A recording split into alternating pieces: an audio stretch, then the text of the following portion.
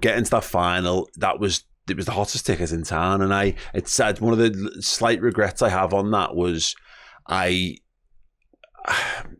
tickets costed that much and I could have done it, but I honestly had the thought of like, there's bigger fish to fry down the way here, and I had a wonderful time watching it with my son and my dad. But I'm glad I got that, because I wouldn't have been able to do that again.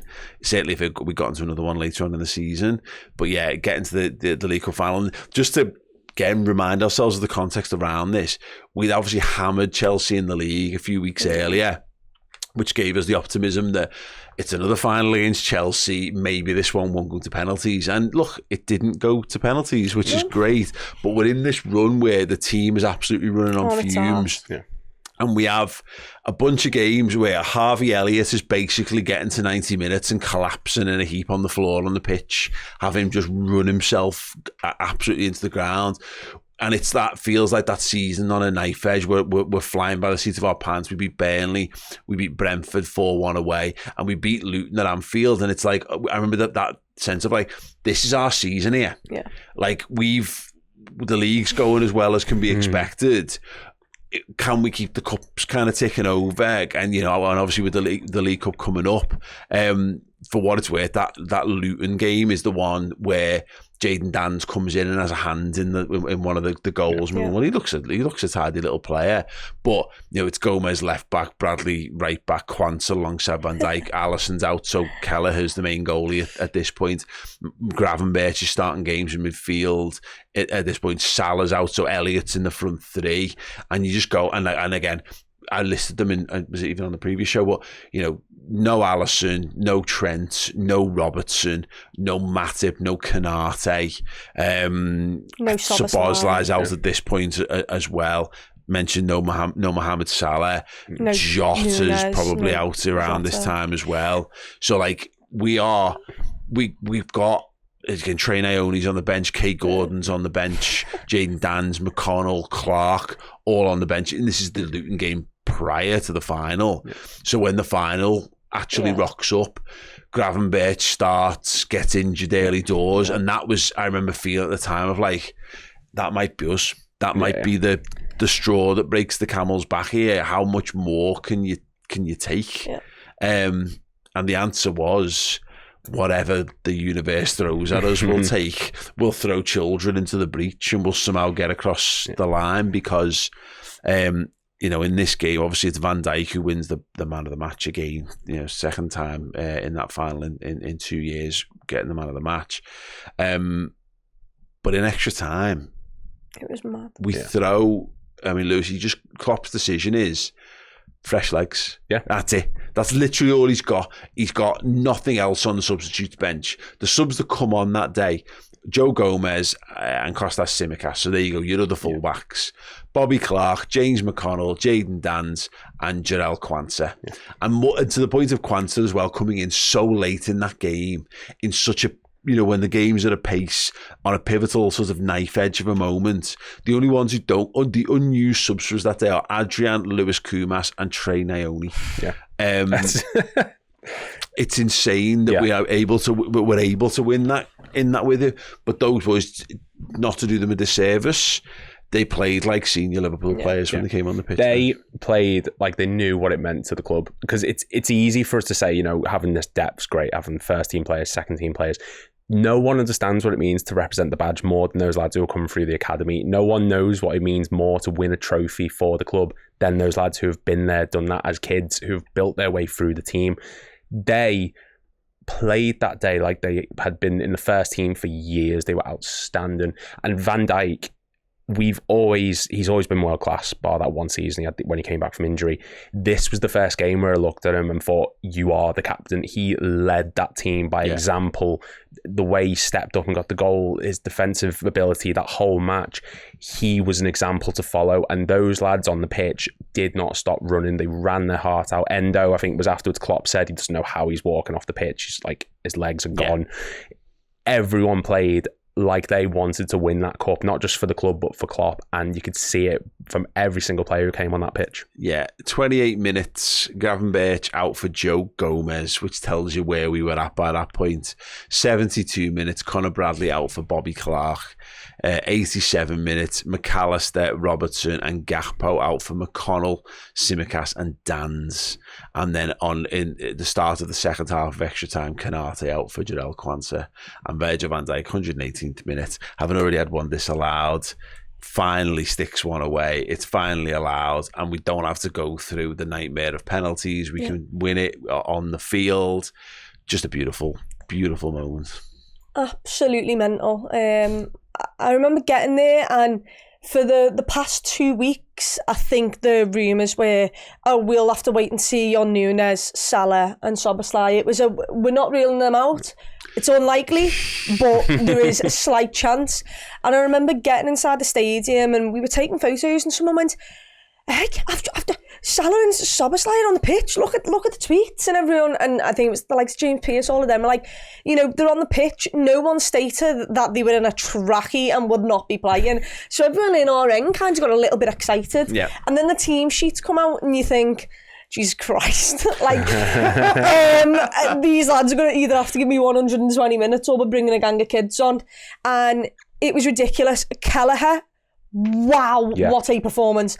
Absolutely ridiculous in that first half. And then in extra time, when they went one-on-one with Conor Gallagher, and he saved, ridiculous from him. He was absolutely sensational. And we started the game. I thought we played quite well. We started the game quite well. And then Ryan Gravenberch gets injured. Moises Caicedo doesn't even get a yellow card for what looks like a bad challenge. I don't even think we get a foul. He has to come off on a stretcher and you're like, Jesus Christ, there's another one gone. Like you say, we bring Joe Gomez in.